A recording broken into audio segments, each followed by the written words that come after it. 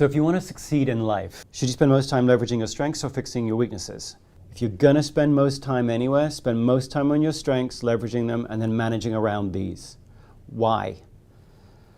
Two reasons. One, just morally, it's going to feel a heck of a lot better for you to know that you are characterizing yourself by who you are, that you're trying to take who you are really seriously and contribute it. If you wanted to have a bad relationship with someone, you'd get into the relationship with them and go, look, I love you, you're perfect, now change.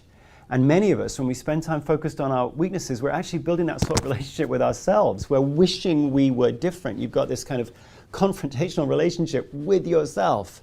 So the first reason to focus on your strengths is it actually builds a much more beautiful and much more generative and much more generous relationship with yourself.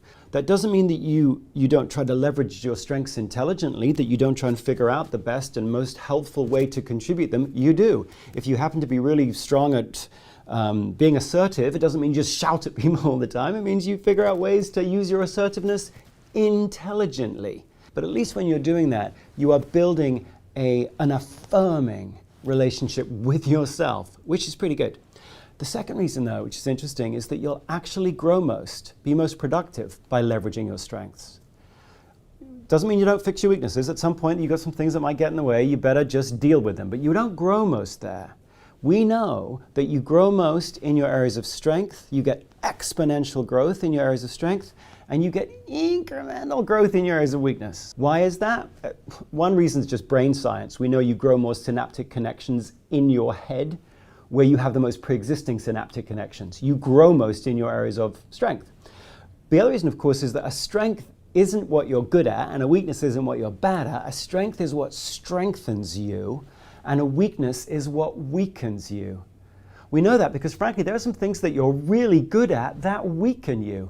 There are some things you probably got them where you go, I'm great at this, but if I never had to do it again, it'd be a day too soon. That's a weakness. A strength is so much more appetite than it is pure ability. And of course, it's the appetite that drives you to want to do it again and practice it again and refine it again. And therefore, it's the appetite that leads to the practice that leads to performance. So leverage your strengths, manage around these, because you get, yes, it feels better, but you get a greater uplift in terms of performance and contribution. Unfortunately, you're going to get a lot of messages out there that tell you to focus on these and take these for granted. You're going to get it at school, you're going to get it at home, and you're going to get it at work. In fact, in many places at work, they will actually call weaknesses areas of opportunity, as though you will grow most over here. You're going to have to super withstand that and say, no, I'll deal with these, but I will leverage these because I want to give more. It's not just to pat myself on the head, it's because I want to contribute more. Every one of us has unique strengths, every one of us has unique activities we love, and every one of us will contribute more when we take those strengths and love seriously and then leverage them for the benefit of the world intelligently.